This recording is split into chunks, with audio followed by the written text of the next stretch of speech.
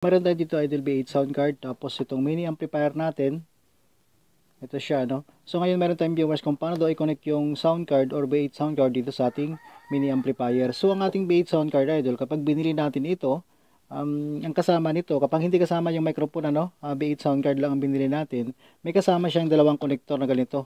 Naka 3.5, ayan. So kabilaan po yan. So dalawang klase o dalawang pares ito.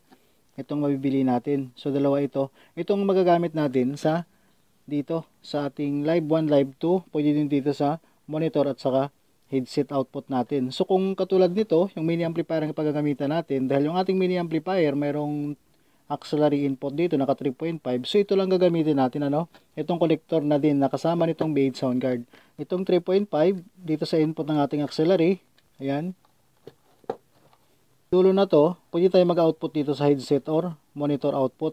Yan, makakapag-connect na tayo dito sa ating mini amplifier to B8 sound card. So, isang connector lang gagamitin natin dito. Pero kung dalawang mini amplifier ang mayroon kayo, tapos gusto nyo magamit dito sa ating B8 sound card, so may nabibili tayo idol na connector na nakasplitter, na nakasplitter na ganito. 3.5, tapos yung pinakadulo niya ay female. So, katulad yung nasa screen natin, yan, pwede natin magagamit yan para itong pinakadulo natin, yan ang gagaling dito sa ating B8 sound card, ito, dyan natin idugtong, tapos yung ating dalawang splitter na yan, kung dalawang ganito, so magagamit na natin, makakapagkaroon na tayo ng signal dito mula sa ating B8 sound card. Pero kung wala tayong ganyan, tapos may dalawa kayong ganito, pwede natin magamit itong dalawang output ng ating B8 sound card. Itong headset output, pwede din natin itong magamit. So mayroon pa tayong isang connector na katulad nito, so dahil kasama naman ito, dalawa, so output tayo dito sa ating headset output. Papunta naman ito sa pangalawa nating mini amplifier. So ito yung i-input natin sa pangalawa nating mini amplifier. So hindi na natin kailangan ng splitter dahil mayroon naman itong kasamang dalawang connector na 3.5 to 3.5. So magagamit natin yan idol kapag dual mini amplifier ang gagamitin natin sa ating B8 sound card. So dito idol, ito may Bluetooth ito. Ito may Bluetooth din nating B8 sound card. So bakit kailangan natin i-connect yung ating B8 sound card dito sa ating mini amplifier? So itong mini amplifier kasi idol, wala siyang microphone input.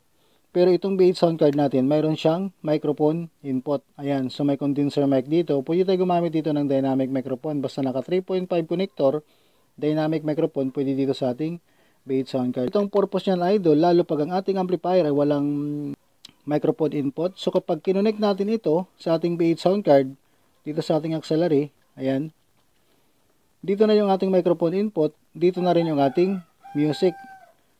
Ito, ang gagamitin natin dito sa ating mini amplifier ay auxiliary input na lang talaga, o yung kanyang ito, aux-in niya. Tayo pwede gumamit ng Bluetooth dito, dahil kapag ginamit natin yung Bluetooth, isa lang magiging priority dito, itong auxiliary or Bluetooth connection. Kaya ito, ang magiging amplifier natin, ito yung ating maging Bluetooth receiver. So, microphone input dito na rin. So, sound dito na rin. Ayan.